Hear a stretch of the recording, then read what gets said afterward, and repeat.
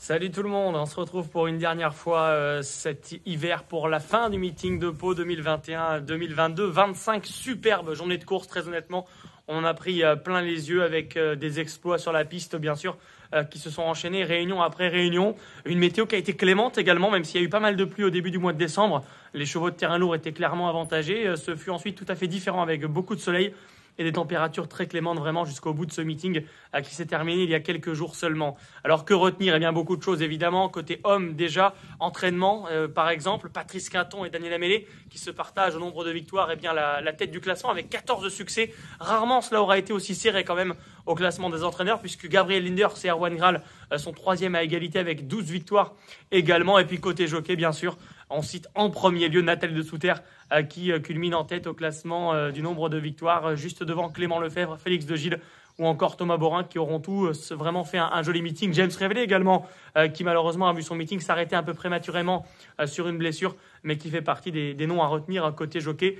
Bien entendu d'ailleurs côté jockey, une pensée pour Paulin Blot qui a été vraiment exceptionnel. On s'en souvient avec Frascati Lagarde.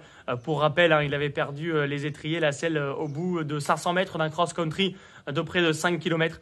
Et il a passé 20 difficultés accrues sur son cheval allant rallier le poteau à la deuxième place. Donc évidemment, Paulin est un nom à retenir, Paulin Blot, durant cet hiver. Et puis, côté chevaux, bien sûr, alors que dire, il y a eu vraiment de superbes chevaux sur cette piste. On retiendra les vainqueurs des courses principales. Happy Monarch dans le Grand Prix de Pau, Bertrand Lestrade, François Nicole et la famille Devin. Vraiment un magnifique cheval que l'on va revoir à Auteuil, c'est certain. Que dire ensuite? Le Grand Cross, bien sûr, Saint-Godefroy, 3 courses, 3 victoires cet hiver. Il aurait été impérial et on a déjà hâte de le revoir l'hiver prochain. Le nouveau champion du cross palois, c'est sûr.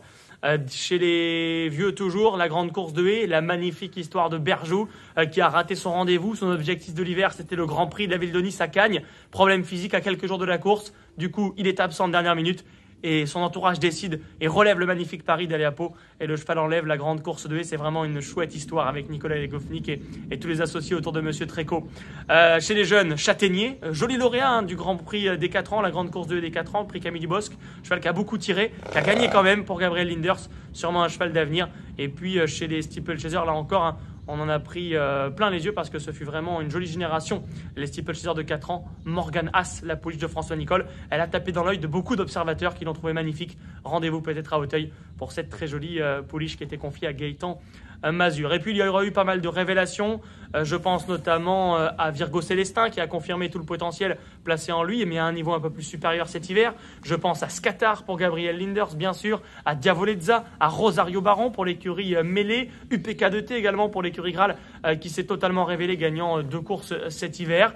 Il y en a d'autres, bien sûr. J'ai cité Morgane Haas qui a été franchement assez impressionnante. Il y en a eu des chevaux qu'on a déjà envie de revoir à Pau l'année prochaine, mais pourquoi pas même à Paris. Et moi, je vais vous dire au revoir avec celui qui fut le plus riche de ce meeting palois. C'est Être Rouge qui a couru 4 fois pour 3 victoires et une 4e place dans la grande course de haie.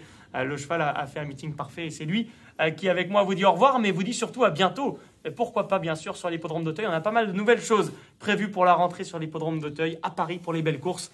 Donc, restez connectés parce qu'on va revenir très vite. À tout de suite.